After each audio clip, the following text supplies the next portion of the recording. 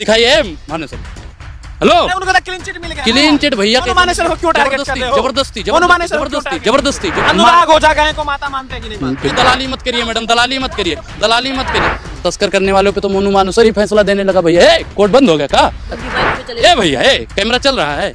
मैं कह रहा हूँ भगवान से प्रार्थना कर रहा हूँ कि उसको जल्द से जल्द न्याय मिले। वर्तमान सरकार तो कुछ करेगी नहीं।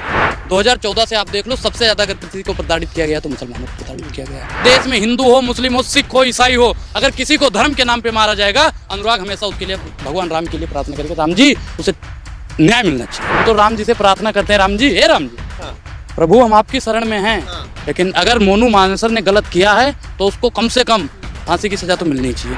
दोस्तों नमस्कार, मेरा नाम है अरुण और आप देख रहे हैं टाइम्स एक्सप्रेस। फिलहाल जो है मैं अयोध्या में हूँ और मेरे साथ जो है अयोध्या वाले अनुराग ओझा जी है। इनसे बातचीत करेंगे। आपको बता दें जिस तरीके से नासिर और जुनैद की हत्या कर दी गई इस शक पर कि उन्होंने जो है गो तस्करी की, उनको जो है पहले जो है राजस्थान से उनको अगवा किया गया, फिर हरियाणा में ले जाकर के जो है उनको जो है मार दिया गया, उनको जला दिया गया। तो इस पूरे मुद्दे को लेकर बातचीत करेंगे। हालांकि अब एक जो बड़ा मामला इसमें जो पेच फंसा हुआ है, मोनू मानेसर जिसका नाम लगातार सुर्खियों में था, उसको जो है क्लीन चिट दे दी है राजस्थान सरकार में। क्या किसी के दबाव में हुआ है? उस पूरे मुद्दे को लेकर बातचीत करते हैं। कैसे आप देख रहे हैं अनुराग जी? हिंदू पंचायतों का ऐलान हुआ, पूरे दिल्ली एनसीआर में हिंदू एकजुट हुए कि भाई मोनू मानेसर को फंसाया जा रहा है, हिंदू को फंसाया जा रहा है। गो तस्करी का जो पूरा मामला है, कैसे आप देख रहे हैं? हिंदू मुस्लिम करने की कोशिश हो रही है, और जो 2 लड़कों की जो हत्या हुई है इसको आप कैसे देख रहे हैं? नहीं, जो 2 लड़कों की हत्या हुई, एक तो मुसलमान विशेष धर्म से आते हैं, और वर्तमान सरकार हमेशा विशेष धर्म को ही टारगेट करती है। और जो क्लीन चिट मिली है ना, वो भी सरकार के दबाव में ही आके मिली हो। मोनू मानेसर को बिल्कुल। आपको नहीं लगता?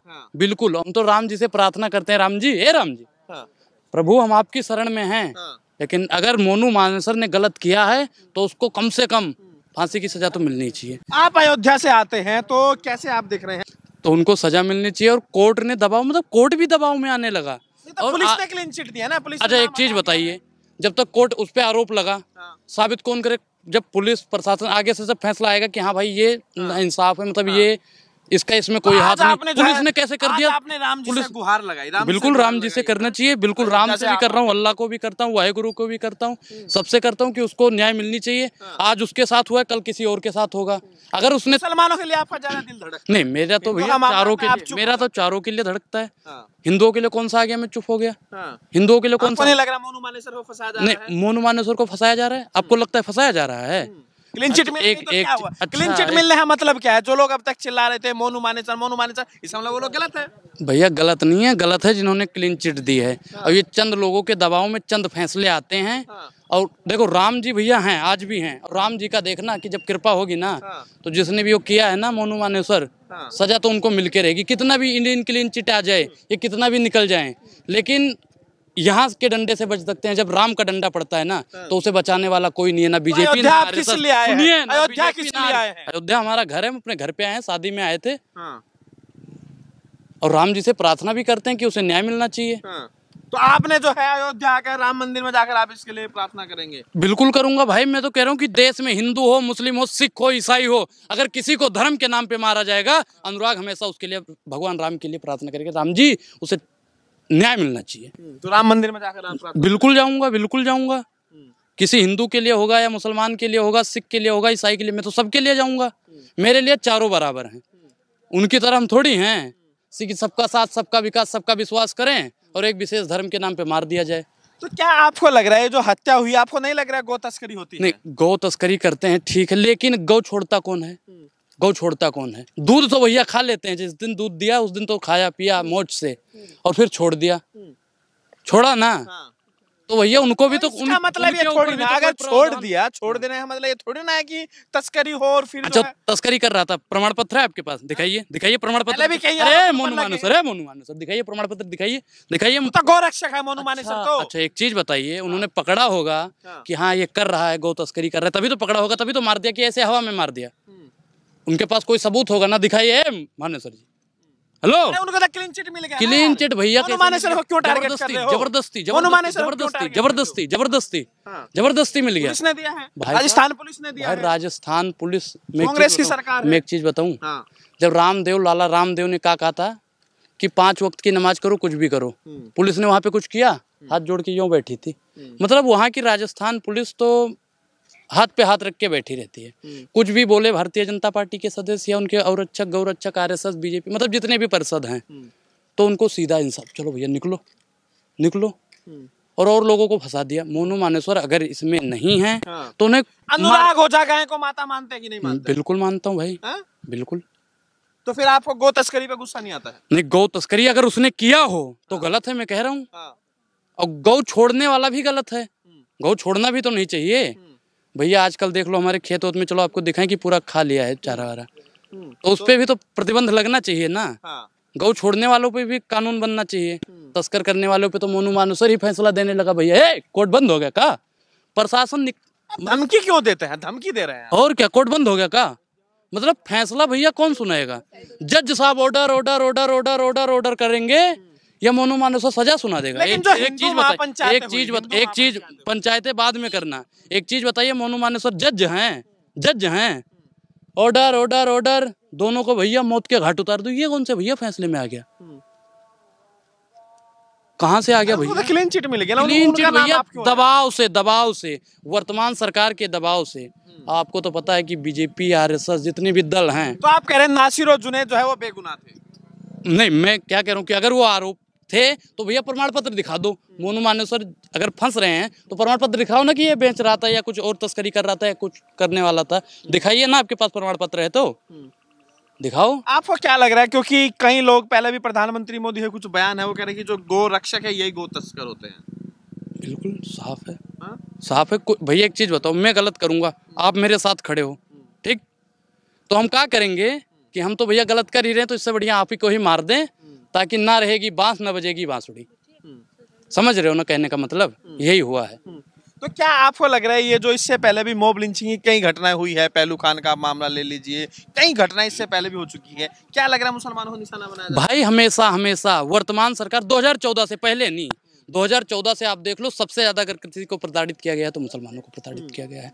सबसे ज्यादा अगर किसी को मारा गया है तो मुसलमान। मतलब इस देश नहीं होता अपमान। क्या कौन सा अपमान हो गया बताना? आपको तो सिर्फ मुसलमानों का अपमान दिखता है, हिंदुओं का नहीं, हिंदुओं का अपमान कौन सा हो गया बताओ? अपमान करते हैं। मैं हिंदू हूँ भाई, कौन सा अपमान हो गया हिंदुओं का बताना, मैं बताऊंगा। हिंदुओं के समर्थन में बोलते हो? बिल्कुल जो ब्राह्मणों को मार दिया गया, माँ बेटी को। बिल्कुल मैंने बोला है, देख लो 100 चैनल पे उठा के देख लो, मैंने बोला है कि बाबा की सरकार ने बुलडोजर चलाए। गलत है, गलत है, मैंने बोला है उस पर भी। और जो भैया बोलता है तो प्रशासन मुंह बंद कराने के लिए चिट्ठी भेज देती है। किसको भेज दी चिट्ठी? अच्छा, नेहा राठौर का नाम नहीं ना सुने हो? नहीं, सरकार को बदनाम करेंगे। अच्छा, सरकार को बदनाम है, भड़काऊ जो है गीत लिखेंगे। अच्छा, भड़काऊ है ये। अच्छा, बुलडोजर चल रहा है बाबा, बुलडोजर चल रहा है। जिंदगी आपको डर नहीं लगता क्या? मुझे कौन सा डर? कौन सा डर भैया? काय बात का डर? मैंने कौन सा कानून तोड़ा है? किस चीज का बुलडोजर चलाओगे? पहले पक्का मकान तोड़ा, फिर मंदिर तोड़ी, फिर झोपड़ी तोड़ दी है बाबा। कम से कम अब तो घर दे दो उनको भैया। 2 परिवार शहीद हुआ है, शहीद हुआ है, मरा नहीं है, शहीद हुआ है। तो उनको न्याय तो मिलना चाहिए। न्याय नहीं देंगे, न्याय पे बैठे वाले लोग इन्हीं के वो हैं। मतलब चंद लोग मुट्ठी में बैठे हुए हैं जो वर्तमान सरकार चाहती है वो करवा। आपको लग रहा है जो माहौल खराब किया जा रहा है वर्तमान सरकार करवा रही है? वर्तमान सरकार थोड़ी कराती है। अच्छा, कौन करवाता है फिर? संविधान ने अधिकार दिया है कि जाके ये करो, संविधान ने अधिकार दिया। ब्राह्मण है ना, सामाजिक कार्यकर्ता है ना, तो जो कानपुर में जो ब्राह्मण माँ बेटी का जो उनके ऊपर बुलडोजर चला, उनके लिए क्या कर रहे हैं आप? बिल्कुल, मैं कह रहा हूँ भगवान से प्रार्थना कर रहा हूँ कि उसको जल्द से जल्द न्याय मिले। वर्तमान सरकार तो कुछ करेगी नहीं, योगी जी उससे मिलने भी नहीं गए। प्रार्थना करने से क्या होगा? प्रार्थना भाई देखो, मैं क्या कह रहा हूँ कि प्रार्थना करने से, भगवान के मन्नत करने से ना बहुत कुछ हो सकता है। होता वही है जो राम रचि राखा, जो राम जी चाहेंगे वही होगा। बाबा, तुम्हारे बुलडोजर से कुछ होने वाला नहीं है। और कितने पे बुलडोजर चलाओगे? संविधान ने हमें बोलने का अधिकार दिया है, नेहा राठौर को भी संविधान दब रहा है भैया। लोकतंत्र की हत्या कर दी, संविधान की हत्या कर दी वर्तमान सरकार। मतलब अरे वर्तमान सरकार ने ऐसा क्या कर दिया कि 8 साल में इतना आप लोगों ने पीछे पड़ गया? आप उनकी मम्मी पे चले जाते, उनकी माँ पे, कभी उनके पिता पे चले जाते, कभी उनकी वाइफ पे चले जाते। भैया कैमरा चल रहा है। चल रहा है। किसकी मम्मी पे मैं गया, किसके पापा पे गया? वर्तमान सरकार। आपको मैडम दिक्कत लग रही है कि मोदी जी गलत कर रहे हैं, तो मोदी जी को हटा दो, राहुल गांधी को बैठाओ, केजरीवाल को बैठाओ, नीतीश कुमार, किसी को भी बैठा दो, उससे सवाल आप तो यही चाहते हैं ना, आपका मकसद ही ये है। बिल्कुल, राजनीति करना मेरा मकसद नहीं, मेरा मकसद है कि ये सूरत बदलनी चाहिए। तो सूरत में क्या दिक्कत है? सूरत में क्या दिक्कत है? सूरतिया में ही तो सारी दिक्कत है भैया। सूरतिया में पनौती हो गया ये। एक कौन हो गया पनौती? वर्तमान सरकार पनौती है, पनौती। ये कहते हैं ना भारी हैं, बहुत बढ़िया भारी हैं मोदी जी। महंगाई पे भारी हैं, बेरोजगारी पे भारी हैं, महिला सशक्तिकरण पे भारी हैं, भुखमरी में भारी हैं, भ्रष्टाचार पे भारी हैं, मोदी जी सब पे भारी हैं। तो नासिर जुनैद को आपको लग रहा है न्याय मिलेगा? न्याय मुझे नहीं लगता कि ये सरकार दिला पाएगी। तो अनुराग ओझा क्या करेंगे नासिर जुनैद नहीं, मैं तो राम जी से यही प्रार्थना, मैं बिल्कुल, मैं तो मुस्लिम भाई अगर चलेंगे मैं साथ में हूँ कि न्याय मिलना चाहिए, कोई भी हो। अगर हिंदू के साथ में गलत होता है, मुस्लिम के साथ, सुनिए मैं क्या कह रहा हूँ कि हिंदू के साथ गलत होता है, मुसलमान के साथ गलत होता है, सिख के साथ, अरे सुनिए, दलाली मत करिए मैडम, दलाली मत करिए, दलाली मत करिए। अच्छा, ब्राह्मणों को ठगते, ब्राह्मण के लिए आज ठग रहे हैं। अरे मैडम शांत रहिए। एक चीज बताएं, दलाली से पद मिल जाएगा लेकिन अधिकार मिलने वाला नहीं है। अगर अधिकार की बात करोगे ना, ये भैया टाइम एक्सप्रेस है ना, शताब्दी एक्सप्रेस से आपको बिहार भेज देंगे। गांव में तबला बजाओ, भैंस गोरू लगाओ और भैया अपना खेत पात चलाओ, बस। ये बंद कर देना। खेती-बाड़ी करना कोई बुरा काम नहीं, बुरा काम नहीं है बिल्कुल। मैंने क्या बोला, मैंने क्या कहा कि दलाली से पद मिलेगा, अधिकार नहीं। और अगर आप अधिकार की बात करोगे तो टाइम एक्सप्रेस को, शताब्दी एक्सप्रेस आपको नासिर जुनैद का मुद्दा दिखता है, बाकी मुद्दे आपको नहीं दिखते? बिल्कुल दिखता है मुझे। नेहा राठौर का भी मुद्दा दिखता है, महंगाई बेरोजगारी जो वास्तविक मुद्दा है वो तो 24 घंटा मुझे दिखता है। और 24 का है मुद्दा भी दिखेगा 24 में, बिल्कुल 24 में तो सरकार बदल रही है। 24 में सरकार बदल, ऐसे कैसे बदल जाएगी? नरेंद्र मोदी का रहना आसान नामुमकिन है। अच्छा, तो महंगाई दूर दूर तक कोई नजर नहीं आ रहा कि प्रधानमंत्री मोदी को कोई टक्कर दे। पत्रकार महोदय, कल आप आइए, हम भी अपने घर से एक स्केच लेकर आएंगे, दिखा देंगे कांग्रेस 100%, बीजेपी 30%, आम आदमी पार्टी 50%। भैया ये तो इसके, अच्छा वो मजाक नहीं है, वो मजाक नहीं है। 24 में क्या करेंगे आप? चलिए शर्त लगाइए। 24 में क्या करेंगे? हाँ। तो मैडम आप लोगों की तरह दलाली ना करता हूँ ना करूंगा। ठीक है, आप ये बताइए, इस पूरे मामला जो पूरा राजस्थान का और हरियाणा का जो पूरा पेंच फंसा हुआ है, ये जिस तरीके से नासिर जुनैद के मामले में, अब वहाँ पे चुनाव भी होने वाला है राजस्थान के अंदर, क्या इसीलिए सब कुछ हो रहा है सारी चीज़? बिल्कुल, क्योंकि वर्तमान सरकार हमेशा धर्म पे ही राजनीति करती है। नेहरू जी ने एक बात बोली थी कि राजनीति राजनीतिक मुद्दों पे हो तो ज्यादा बढ़िया रहेगा, धर्म पे राजनीति नहीं होनी चाहिए। वर्तमान सरकार सिर्फ और सिर्फ धर्म पे राजनीति कर रही है। मोदी जी भी कहते हैं, मोदी जी की बात समझ में नहीं आती। मोदी जी, अच्छा एक चीज बताइए, सबका साथ सबका विकास अगर मोदी जी कहते होते, वास्तविक में मोदी जी तो झूठा है, झूठा प्रधानमंत्री। देश का सबसे ज्यादा झूठा प्रधानमंत्री, वरना भी गूगल पे सर्च करोगे ना, सबसे ज्यादा झूठा प्रधानमंत्री मोदी जी की सबसे आगे फोटो आएगी। आज एक चीज बताइए, सिस्टम पे बैठे उन्हीं के लोग हैं, फिर भी मोदी जी की फोटो, ऐसा क्यों? ठीक है। अब ये बताइए, 2024 का चुनाव होने वाला है, ठीक है ना, अब 1 साल के करीब बचा है। अयोध्या में हम लोग हैं, यहाँ पे ये पूरा जो क्षेत्र है, तो आपको क्या लग रहा है, क्या मैसेज जाएगा इस पूरे क्षेत्र में? माना जाता है बीजेपी का गढ़ माना जाता है। कैसे बीजेपी का गढ़ माना? जबरदस्ती। वक्त बदल देंगे, जज्बात बदल देंगे। और महंगाई, बेरोजगारी, भुखमरी, भ्रष्टाचार पे सरकार ने बात नहीं किया ना तो सरकार बदल देंगे। राम मंदिर बन रहा है, अब इसी साल में तैयार हो जाएगा, बन गया। राम मंदिर आज क्यों नहीं बन रहा भैया? हम तो आज भी दर्शन करने के लिए बैठे हैं। आज बनाओ ना ये भैया, तैयार है इसी साल की। मैं क्या कह रहा हूँ, मैं आज तैयार हूँ, राहुल गांधी का भी न्योता भेज, मैं आज करने के लिए तैयार हूँ दर्शन, आज मुझे करवाओ भैया। ये जाके दर्शन की। ए भैया, अमित शाह जी क्या बोले हो कि 24 में 1 जनवरी, मतलब राजनीति उस पे भी? अरे महाराज, बेहिसाब हसरतें ना पालिए, जो मिल गया है पहले उसे तो संभालिए। राजनीतिक मुद्दे पे लड़ो, धर्म पे मत लड़ो। मतलब माया के दीवानों ऐसा काम ना करो और राम का नाम तुम बदनाम ना करो, तब राम पे राजनीति नहीं करनी चाहिए। लेकिन मंदिर तो बनाया ना उन्होंने। मंदिर? मंदिर का ताला किसने खुलवाया था बताइए? मंदिर का ताला किसने खुलवाया था? बोलिए। तो फैसला तो बीजेपी की सरकार में आया है। अच्छा, मतलब आप मानते हो कि कोर्ट मोदी जी की वो है, मानते हो ना? वो बीजेपी के लोग आरोप लगा रहे हैं, कांग्रेस के लोग नहीं बनने दे रहे थे, वो अड़ंगा लगा रहे थे। ताला कैसे खुल गया था? हरिद्वार में आप जाओगे, वहाँ पे घाट का निर्माण हुआ, सुनहरे अक्षरों से लिखा हुआ है कि राजीव गांधी के फंड से, ना कि प्रधानमंत्री फंड से। बिल्कुल भैया, कांग्रेस ने भी काम किया है, आप दलाली मत करो।